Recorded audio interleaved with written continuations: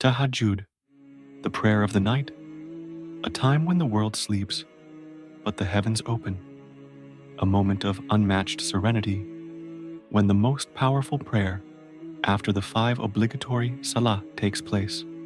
This is Tahajjud, a prayer so special that Allah Himself descends to the lowest heaven, calling out, "Who is seeking my forgiveness, so I may forgive them?" It is the prayer that has transformed lives, opened doors, and drawn people closer to Allah like never before. And when Ramadan arrives, Tahajjud becomes even more special. It is a golden opportunity for our du'as to be accepted, our sins to be forgiven, and our hearts to be transformed. But here's the problem. Not everyone's tahajjud is accepted. Many wake up in the middle of the night, perform the prayer, and yet they feel nothing.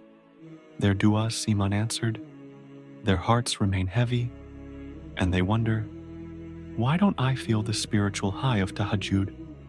Why does it feel like I'm just going through the motions? Could it be that they're making mistakes without even realizing it? The Prophet Muhammad, peace be upon him, said, "There is an hour in the night in which no Muslim asks Allah for good in this world or the next, except that He grants it to him. And this happens every night. But what if you're unknowingly blocking the blessings of tahajjud?" In this video, we will uncover 3 mistakes that could prevent your tahajjud from being accepted, especially during Ramadan, and how to fix them before it's too late. Because the truth is, praying at night is not enough. It's about praying the right way. Mistake number 1, praying tahajjud with a distracted heart. Let's be honest. How many times have we stood for tahajjud, but our minds were somewhere else? You stand before Allah, but instead of feeling His presence, your thoughts are racing about work, family, social media, or even what you'll eat for suhoor. You recite Surah Al-Fatiha, but you rush through the words, barely thinking about their meaning. You finish your salah, yet instead of feeling peace, you feel nothing.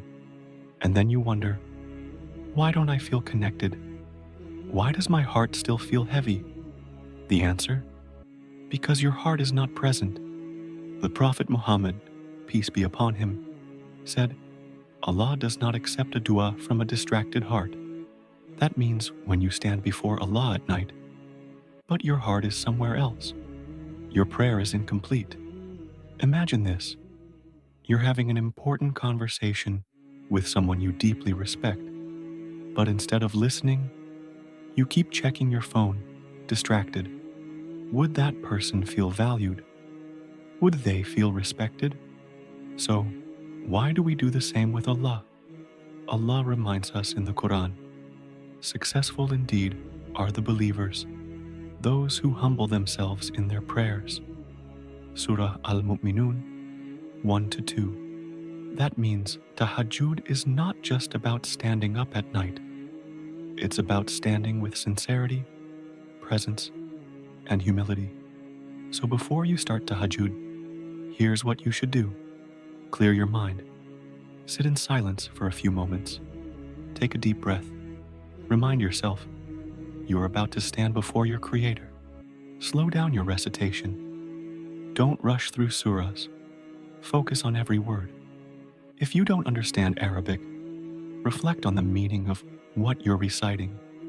Disconnect from distractions. If you were scrolling on your phone before salah, put it away at least 10 minutes before starting. Let your heart settle into the moment. By doing this, your tahajjud will no longer be just a ritual. It will be an experience where your heart is fully engaged, your soul is at peace, and your du'as reach the heavens. Mistake number 1, praying tahajjud with a distracted heart. Continued. If your body is in salah, but your mind is elsewhere, then you're only doing half the prayer. When you scroll through your phone, or talk about worldly matters right before Tahajjud, your heart is still attached to distractions. You need time to shift your focus back to Allah. Because the truth is, Tahajjud is not just about the act of praying. It's about standing before Allah with a heart that is fully present. So before you start, disconnect from the world and reconnect with your Creator. Mistake number 2, praying for change, but your actions stay the same. There's something many people don't realize about Tahajjud. It's not just about waking up and praying. It's about what you do before and after. Many people stand at prayer at night, begging Allah for something, a problem to be solved, a burden to be lifted, a wish to be granted. But once the prayer is over, they go back to their day as if nothing happened. They forget to fix their actions. They forget to guard their words. They forget to purify their hearts. And when they don't see results, they start wondering, why isn't my Tahajjud being accepted? Why do I feel like nothing is changing? The reality is, Tahajjud is not just about asking Allah for something. It's about proving that you deserve it. The Prophet Muhammad, peace be upon him, said, "By Allah, he is not a believer. By Allah, he is not a believer. By Allah, he is not a believer." The companions asked, "Who, O Messenger of Allah?" He replied, "The one whose neighbor is not safe from his harm." Bukhari and Muslim. This means that your Tahajjud loses its power when your actions during the day contradict what you ask for at night. You can't stand in the last third of the night begging for Allah's mercy, while during the day you're careless about hurting others. You can't cry in sujud, asking for Allah's help, while at the same time you oppress, lie, or break people's trust. Because the truth is, if you're praying for blessings but ignoring your responsibilities, your Tahajjud becomes just an empty ritual. Think about it. Imagine someone asks you for help every single day, but when you need them, they turn their back on you. Would you take their requests seriously? Of course not. So, why do we expect Allah to accept our prayers when we don't even try to live according to His guidance? If you want your Tahajjud to truly work, you have to make an effort outside of prayer. If you're asking for guidance, take steps to change your habits. If you're asking for forgiveness, stop repeating the same sins. If you're asking for success, don't engage in anything haram that could block your rizq, sustenance. Because the truth is, you don't just pray for change, you live in a way that welcomes it. Mistake number 3, treating Tahajjud like a transaction, not a connection. One of the biggest mistakes people make with Tahajjud is turning it into a bargain with Allah. Ya Allah, I prayed, now give me what I want. It's easy to fall into this mindset, especially when you're making dua for something urgent, a job, a marriage, healing, relief from hardship. You wake up, you pray, and then you wait, expecting instant results. And when things don't change immediately, you start wondering, is my Tahajjud even working? Is Allah listening to me? But here's the truth. Tahajjud is not a business deal where you pray and immediately receive what you asked for. Tahajjud, more than just a prayer. Mistake. Number 3, treating Tahajjud like a transaction, not a connection. One of the biggest mistakes people make with Tahajjud is turning it into a bargain with Allah. Ya Allah, I prayed, now give me what I want. It's easy to fall into this mindset, especially when you're making dua for something urgent, a job, a marriage, healing, relief from hardship. You wake up, you pray, and then you wait, expecting instant results. And when things don't change immediately, you start wondering, is my Tahajjud even working? Is Allah listening to me? But here's the truth. Tahajjud is not a business deal where you pray and instantly receive what you asked for. It's a connection, a test of sincerity, a sign of true faith.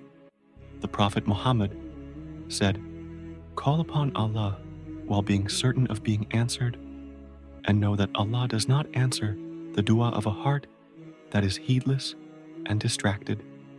Tirmidhi. That means Tahajjud isn't just about getting what you want. It's about proving that you trust Allah, even when things don't go your way. Think about it. If a child only speaks to their parents when they want something, but never shows love, respect, or appreciation otherwise, would that be a real relationship? Of course not. So why do we sometimes treat our relationship with Allah the same way? If you only wake up for Tahajjud when you need something, what happens when life is easy? If you only worship when you're desperate, what happens when you feel comfortable? If your faith is only based on getting results, what happens when the answer is not yet? Allah tells us in the Quran, perhaps you dislike something while it is good for you, and perhaps you love something while it is bad for you, and Allah knows while you do not know. Surah Al-Baqarah 2:216. That means even when you don't see results, Allah is working in ways you cannot imagine. Maybe He's delaying your request because He knows it's not the right time. Maybe He's preparing something even better than what you asked for. Maybe the whole purpose of this test is to bring you closer to Him, not just for a moment, but for life.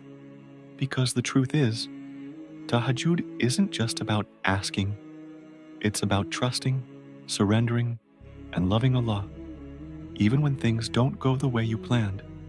Tahajjud, a privilege, not just another prayer. My dear brothers and sisters, Tahajjud is not just another prayer. It is a privilege. It is the time when the gates of mercy open. It is the moment when Allah is closest. It is the prayer that can change destinies. But for Tahajjud to truly transform your life, you must approach it the right way. Don't let distractions steal the beauty of your prayer. Be present. Focus your heart. Remember that you are standing before the one who controls everything. Don't pray for change while refusing to change yourself. Fix your habits, your character, and your actions. Because true faith isn't just about words, it's about effort. Don't treat Tahajjud like a transaction. Worship Allah with sincerity, not just to get something, but because you trust His wisdom, whether the answer is yes, no, or not yet. The Prophet Muhammad said, "Our Lord descends every night to the lowest heaven when 1/3 of the night remains. And He says, 'Who is calling upon me so I may respond to him? Who is asking me for something so I may give it to him? Who is seeking my forgiveness so I may forgive him?'" Bukhari and Muslim. That means every single night Allah is calling you, inviting you to talk to Him, to seek from Him, to cry to Him. So the question is, will you answer? Because the truth is, Tahajjud is more than just a prayer. It's a test of sincerity, a proof of faith, and a chance to build a relationship with Allah that is unshakable. So, tonight, before you sleep, make this simple dua. Ya Allah, allow me to wake up for Tahajjud and stand before you with a heart that is present, sincere, and filled with love for you. And when the time comes, answer Allah's call, because He is waiting for you. Now, it's your turn. Are you ready to transform your Tahajjud? What will you do differently tonight? Let us know in the comments and share this message with someone who needs to hear it. May Allah bless us all with the ability to pray Tahajjud with sincerity and devotion. Ameen. Ya Allah, grant me the strength to wake up for Tahajjud, the sincerity to pray with an open heart, and the patience to accept your divine wisdom in all that you decree. If this message touched your heart, comment below. Ya Allah, guide me to Tahajjud. Your words might inspire someone else to start their journey of night prayer. And remember, liking and subscribing costs nothing, but it helps us continue spreading reminders that bring us closer to Allah. May Allah accept our Tahajjud, forgive our shortcomings, and grant us success in this life and the next. Ameen.